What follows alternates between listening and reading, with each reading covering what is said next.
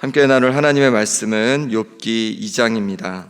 욥은 온전하고 정직하여서 하나님을 경외하고 또 악에서 떠난 사람이었습니다. 그래서 하나님께서 많은 복을 그에게 주셨습니다. 자녀를 7남 3녀나 주셨고, 그리고 그뿐만 아니라 많은 재산을 주셨는데 양과 낙타, 소, 암나귀 아주 많은 재산을 주셨습니다.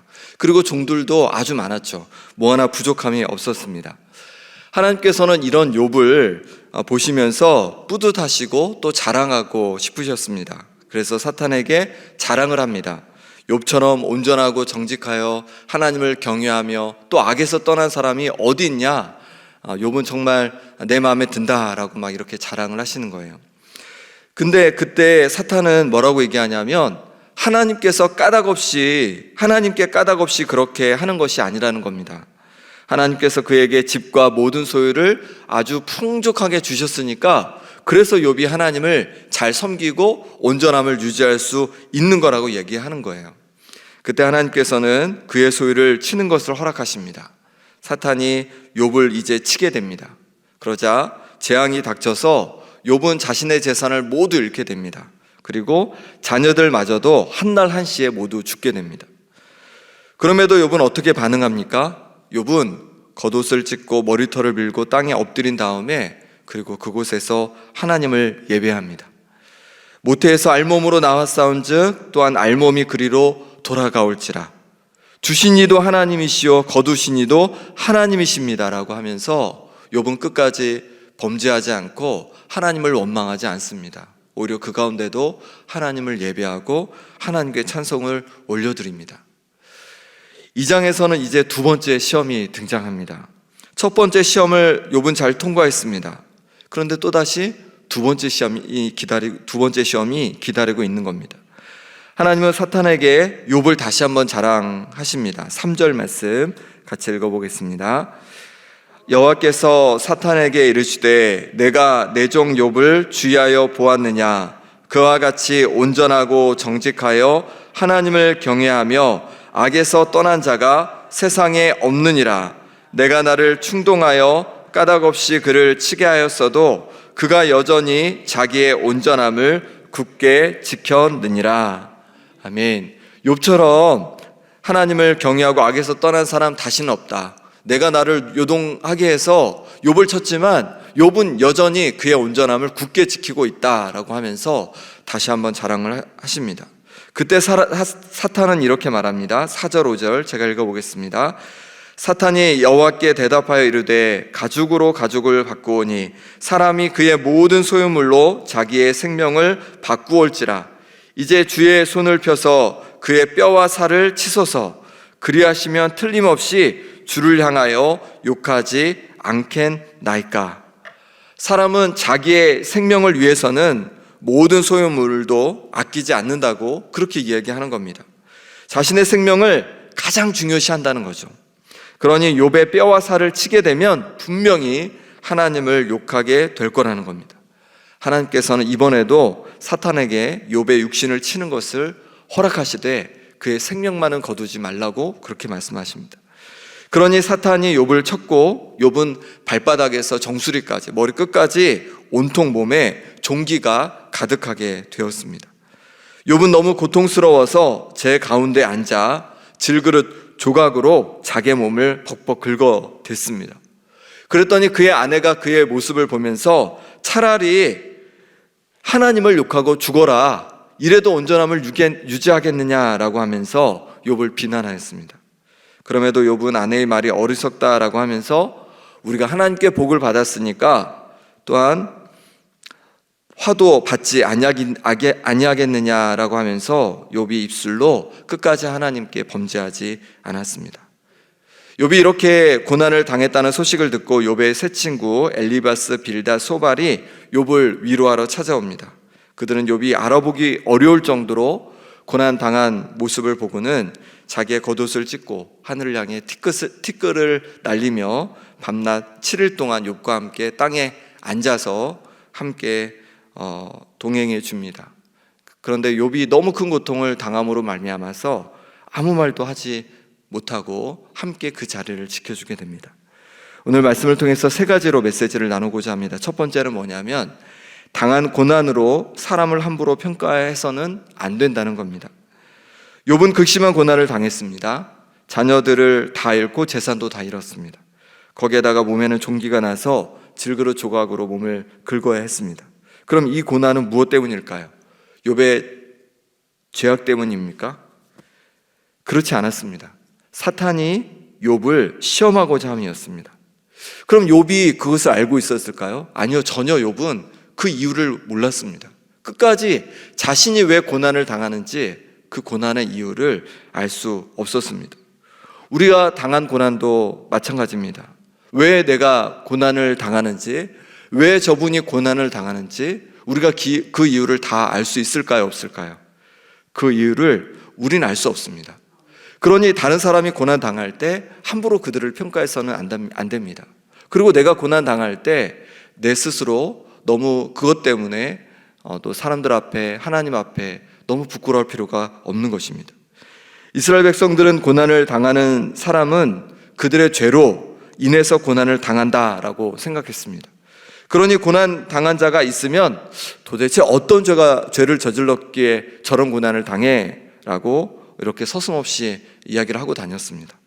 이 생각은 예수님 당시까지도 이어졌습니다. 예수님과 제자들이 길을 갈 때 날 때부터 맹인된 사람을 보게 됩니다. 그때 제자들은 예수님께 물어봅니다. 랍비여, 이 사람이 맹인으로 난 것이 누구의 죄로 인함이니까? 자기 죄입니까? 아니면 부모의 죄입니까?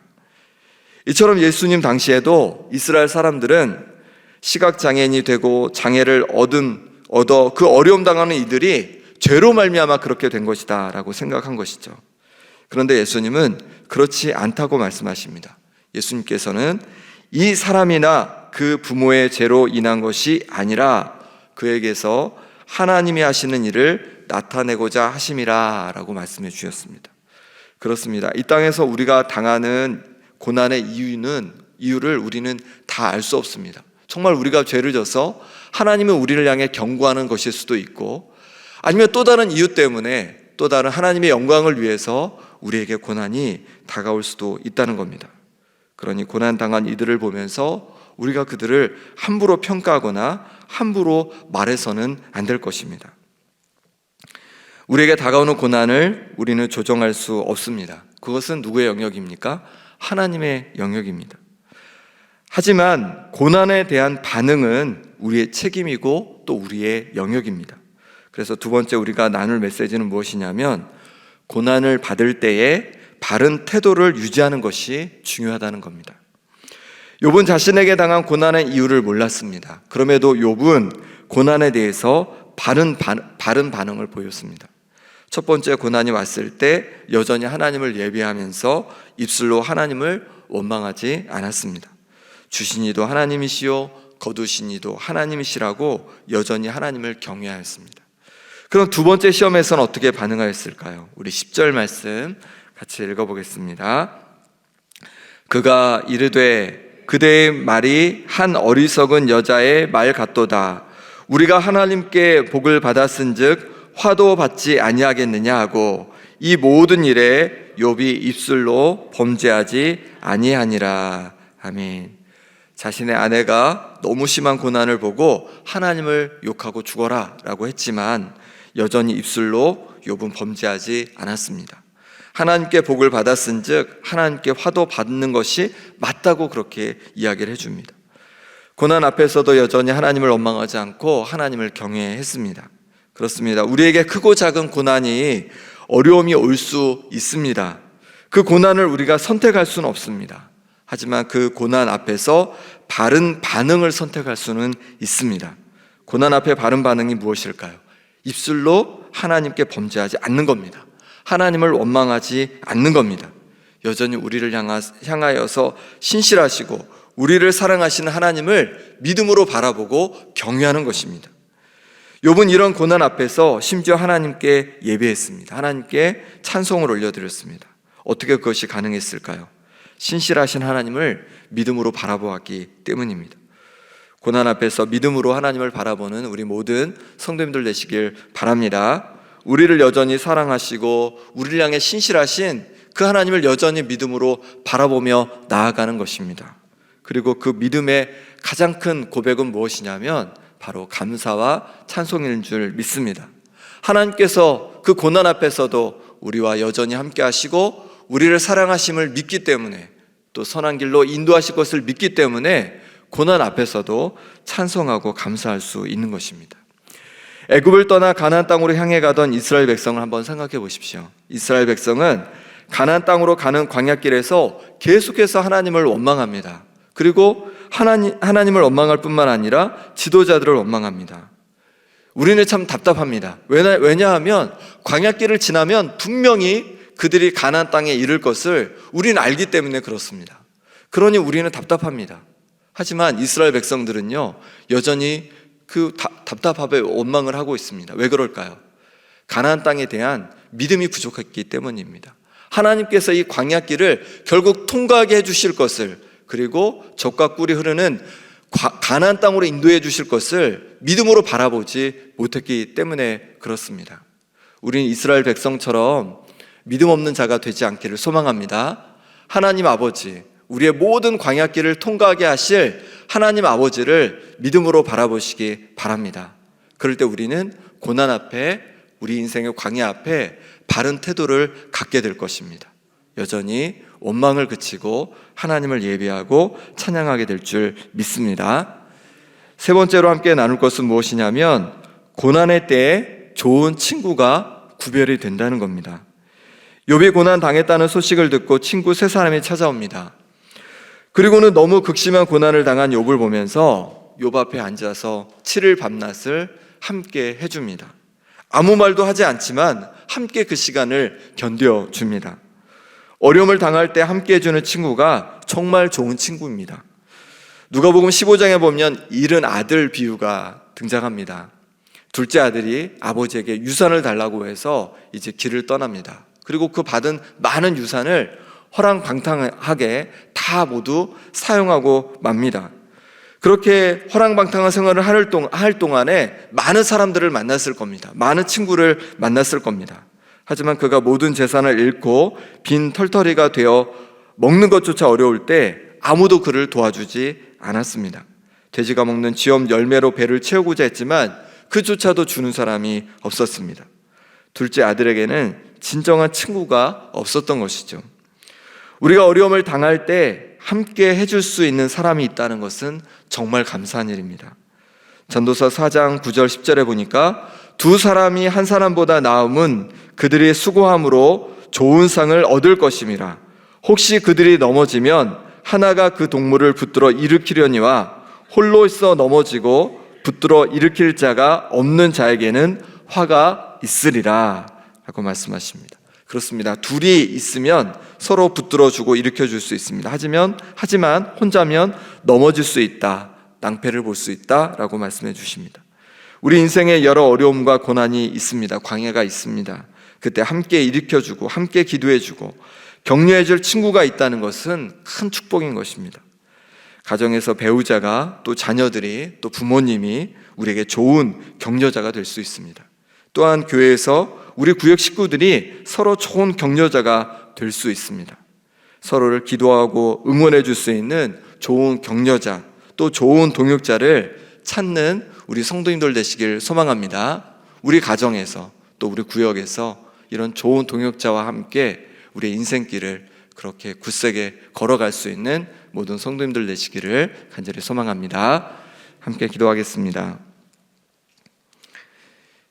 이 시간 기도하실 때 고난 앞에서도, 우리에게 닥치는 광야 앞에서도 바른 태도를 갖게 하여 주옵소서. 고난 앞에서 믿음으로 주님을 바라보며 담대히 이겨가게 하여 주옵소서. 함께 위로하고 격려하고 서로를 위해 기도해주는 좋은 동역자, 좋은 격려자를 만나게 하여 주옵소서. 우리 구역이 그런 구역 되게 하여 주시고 우리 가정이 그런 가정 되게 하여 주옵소서. 함께 기도하시고 또 115 투게더 체육대회 가운데 은혜 부어 주시도록 이 시간 함께 기도하겠습니다. 하나님 아버지, 우리에게 때로 여러 고난과 어려움들이 다가옵니다. 이 고난 앞에서 우리가 좌절하고 낙심할 때가 많이 있습니다. 하나님 아버지, 우리가 더 다가오는 고난 앞에서 하나님 아버지 바른 태도를 갖기를 원합니다. 아버지 하나님, 고난 앞에서도 믿음으로 주님을 바라보게 하여 주시옵소서. 아버지 하나님, 우리를 사랑하시고 우리를 향해 신실하신 하나님 아버지를 믿음으로 바라보게 하여 주옵소서. 그러므로 말미암아서 아버지 하나님, 고난 앞에서도 우리 가운데 다가오는 여러 어려움 앞에서도 낙심하지 않고 좌절하지 않고 굳세게 욥처럼 믿음으로 살아가는 우리의 인생 되게 하여 주시옵소서. 하나님 아버지, 또한 고난 앞에서 함께 위로하고 격려하고 서로를 위해 기도해 줄 좋은 격려자, 좋은 동역자를 만날 수 있기를 원합니다. 우리 구역에 그런 구역 되게 하여 주옵소서. 우리의 가정에 그런 가정 되게 하여 주옵소서. 그래서 아버지는 때로 연약해지고 믿음이 연약해지고 아버지 하나님 나약해질 때마다 서로를 격려하면서 믿음 안에 굳건히 서갈 수 있도록 하나님 역사하여 주시옵소서. 하나님 아버지, 엘리로 투게더 체육대회가 준비되고 있습니다. 이 시간을 통해서 하나님께서 부어주시는 아버지 하나님 은혜가 가득하며 또 함께 기쁨을 나누고 주님 안에서 행복한 교제를 나눌 수 있도록 역사하여 주시옵소서. 하나님 도와주시길 원합니다. 하나님 함께하여 주옵소서. 하나님 아버지, 때로 우리 인생 가운데 여러 고난과 어려움이 다가오기도 합니다. 이 고난의 이유에 대해서, 어려움의 이유에 대해서 우린 다 알 수 없지만 고난 앞에서 바른 태도를 갖는 우리가 되게 하여 주옵소서.